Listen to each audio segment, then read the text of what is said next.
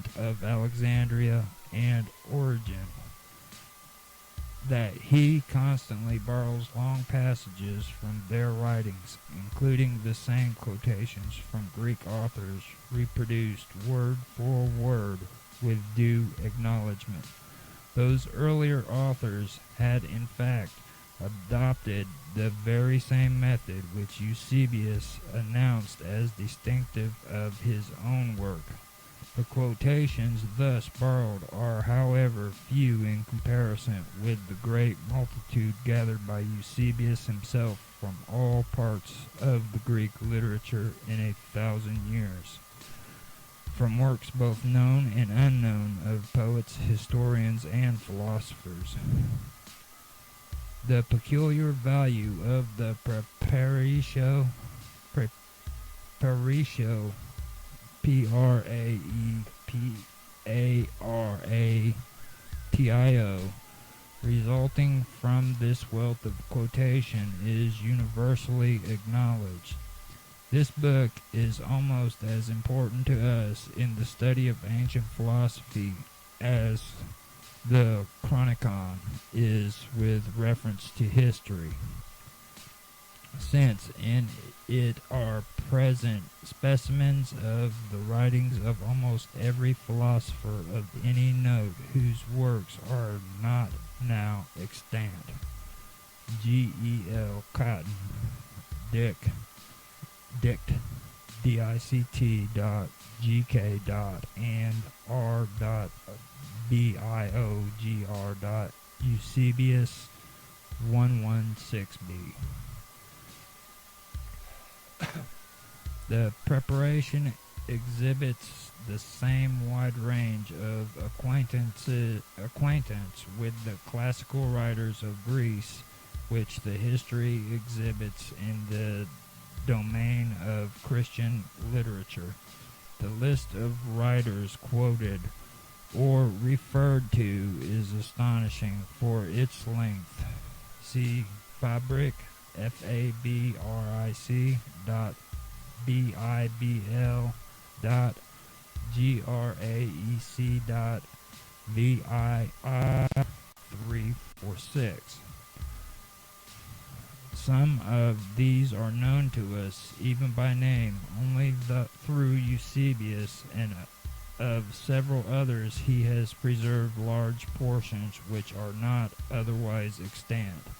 It was chiefly the impression produced by this mass of learning which led Scaliger to describe it as Divini Commentarii, and Cave to call it Opus Perfecto Nobilissimum, which O-P-U-S P-R-O-F-E-C-T-O Nobilississime, and Divini Commentarii is spelled Divincommentari.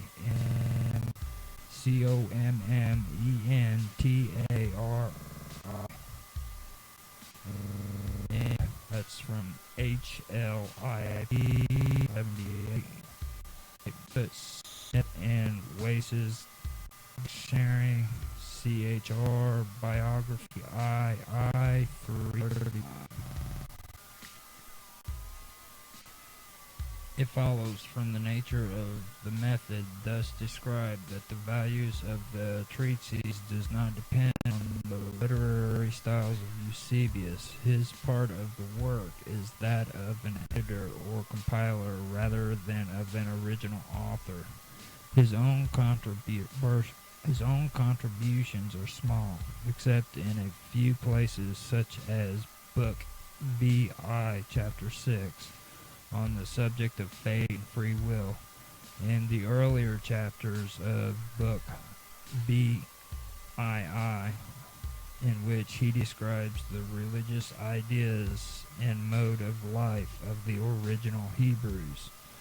For the most part, he is content to give short notices of the numerous authors whom he quotes, and such brief comments are served as serve either to connect the passages selected or to explain their meaning and force. It is thus a matter of less importance that his own style is not attractive. The sentences are often of inordinate length and the constructions awkward and confused. On the other hand, the diction is simple, appropriate, and free from all affectation of eloquence or rhetoric, artifice.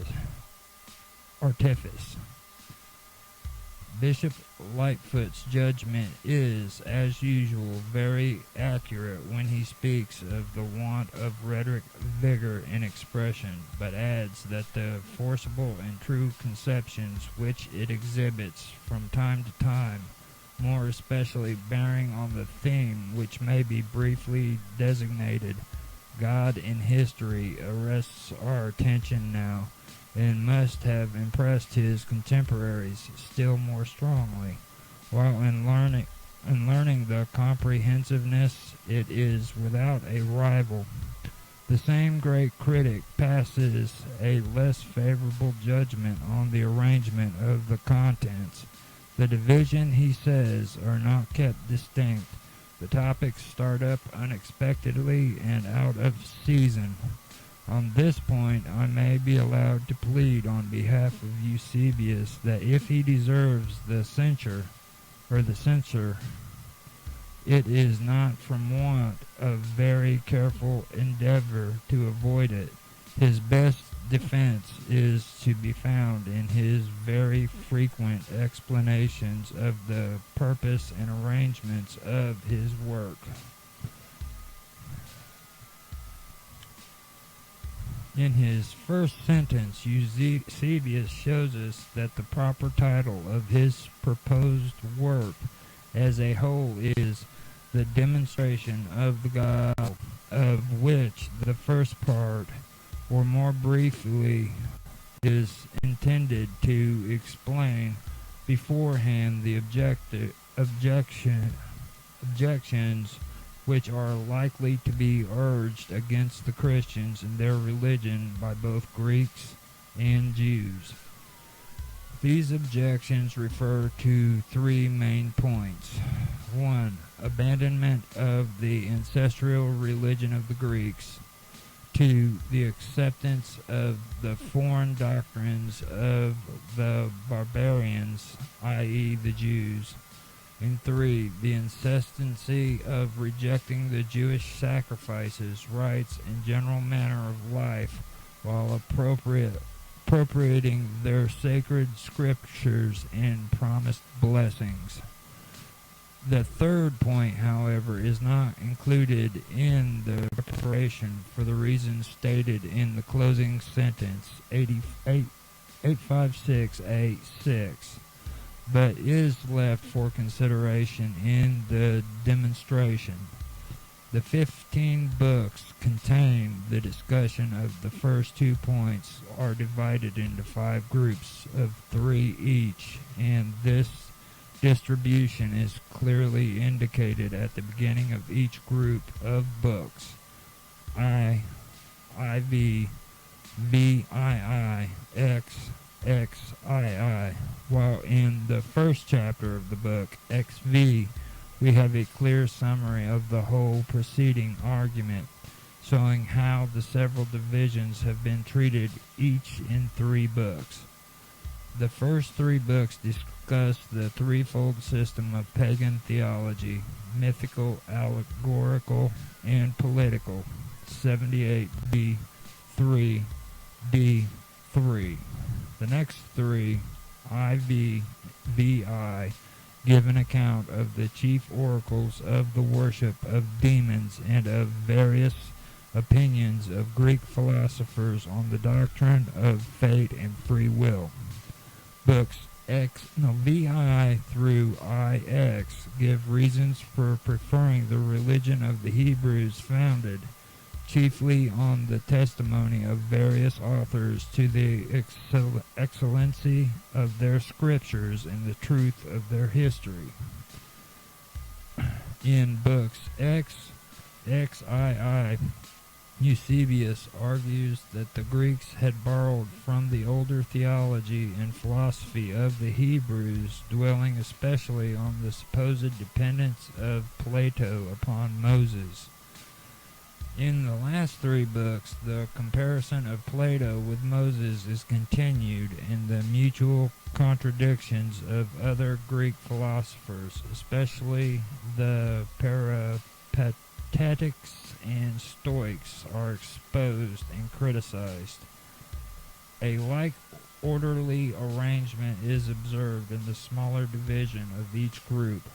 Book I, or Book 1, after stating the general purpose and plan of his intended work, chapters 1 through 5, Eusebius takes a brief survey of the earliest notions of the origin of the word of mankind and of the gods from the writings of Diodorus Siculus, Plutarch, Xenophon, Plato, and Porphyry, chapters 6 through 9, 17b, 30d, showing that a simpler worship of sun, moon, and stars had preceded the endless theogonies and bloody sacrifices of the manifold forms of superstition among the heathen nations.